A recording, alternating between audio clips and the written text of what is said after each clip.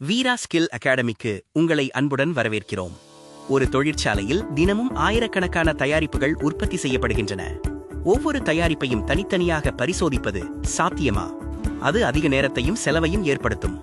அதற்கான சிறந்த தீர்வுதான் SBC, statistical process control.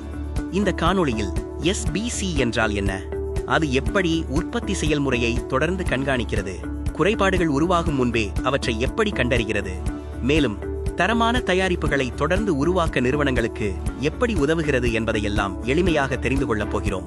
நினைவில் கொள்ளுங்கள், பிரச்சனை ஏற்பட்ட பிறகு சரி செய்வதை விட அது ஏற்படுவதற்கு முன்பே தடுப்பதே உண்மையான தர மேலாண்மை.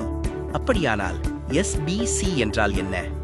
SBC என்பதன் விரிவாக்கம் ஸ்டாட்டிஸ்டிக்கல் ப்ராசஸ் கண்ட்ரோல். இது புள்ளிவிவர முறைகளையும் கண்ட்ரோல் சார்ட்களையும் பயன்படுத்தி உற்பத்தி செயல்முறையை தொடர்ந்து கண்காணிக்கும் ஒரு தர மேலாண்மை முறை. பெரும்பாலானவர்கள் தர ஆய்வு என்றால் தயாரிப்பு முடிந்த பிறகு குறைபாடுகளை கண்டுபிடிப்பது என்று நினைப்பார்கள். ஆனால் SBCயின் நோக்கம் அதைவிட வித்தியாசமானது. குறைபாடுகள் உருவான பிறகு கண்டுபிடிப்பதல்ல, அவை உருவாகும் முன்பே செயல்முறையில் ஏற்படும் மாற்றங்களை கண்டறிந்து சரி செய்வதுதான் SBCயின் உண்மையான பலம். நினைவில் கொள்ளுங்கள், தயாரிப்பை கட்டுப்படுத்துவதை விட செயல்முறையை கட்டுப்படுத்தினால் தரம் தானாகவே உருவாகும். SBC ஏன் இவ்வளவு முக்கியம் தெரியுமா? ஏனெனில் இது குறைபாடுகள் ஏற்பட்ட பிறகு செயல்படுவதில்லை, அவை உருவாகும் முன்பே கண்டறிந்து தடுப்பதற்கு உதவுகிறது. இதன் மூலம் தயாரிப்பின் தரம் தொடர்ந்து மேம்படுகிறது. ஸ்கிராப் மற்றும் ரீவோக் குறைவதால் உற்பத்தி செலவும் கணிசமாக குறைகிறது. மேலும் 6 சிக்மா போன்ற தொடர்ச்சியான மேம்பாட்டு திட்டங்களுக்கு SBC வலுவான அடித்தளமாக செயல்படுகிறது.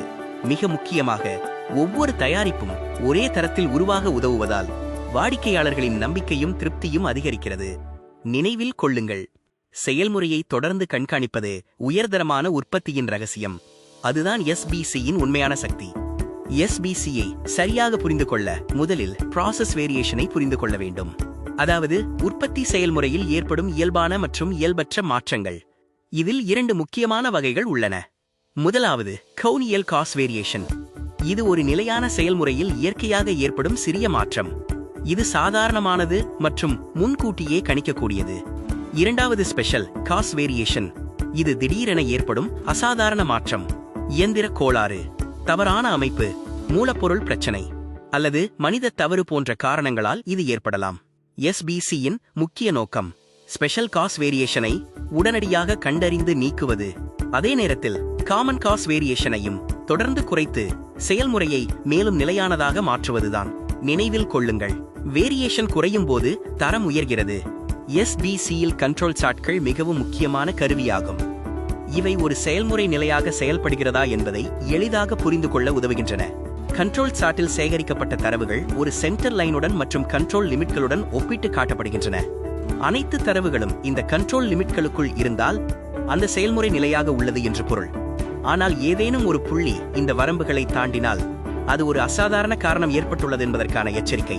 அந்த காரணத்தை உடனடியாக ஆய்வு செய்து சரி செய்ய வேண்டும். SBCயில் பல வகையான கண்ட்ரோல் சார்ட்கள் பயன்படுத்தப்படுகின்றன.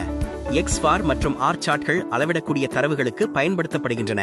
அட்ரிபியூட் சார்ட்கள் குறைபாடுகளின் எண்ணிக்கை போன்ற தரவுகளை கண்காணிக்க பயன்படுகின்றன. SBCயை வெற்றிகரமாக செயல்படுத்த ஒரு தெளிவான செயல்முறையை பின்பற்ற வேண்டும். முதலில் கண்காணிக்க வேண்டிய முக்கியமான தர அளவுகோல்களை தேர்வு செய்ய வேண்டும். அடுத்ததாக ஆரம்ப நிலை தரவுகளை சேகரிக்க வேண்டும். பின்னர் அந்த தரவுகளுக்கு பொருத்தமான கண்ட்ரோல் சார்ட்டை தேர்ந்தெடுக்க வேண்டும். அதன் பிறகு சென்டர் லைன் மற்றும் கண்ட்ரோல் லிமிட்களை கணக்கிட வேண்டும். இப்போது செயல்முறையை தொடர்ந்து கண்காணிக்க வேண்டும்.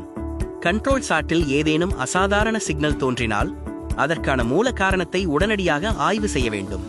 பின்னர் சரியான திருத்த நடவடிக்கைகளை மேற்கொள்ள வேண்டும். அதன் பிறகும் தொடர்ந்து செயல்முறையை கண்காணித்து நிலையான தரத்தை பராமரிக்க வேண்டும். நினைவில் கொள்ளுங்கள், SBC என்பது ஒருமுறை செய்யும் ஆய்வல்ல, தொடர்ச்சியாக கண்காணித்து தொடர்ந்து மேம்படுத்தும் ஒரு தர மேலாண்மை பயணமாகும். இப்போது ஒரு சோலார் மாட்யூல் உற்பத்தி உதாரணத்தை பார்க்கலாம்.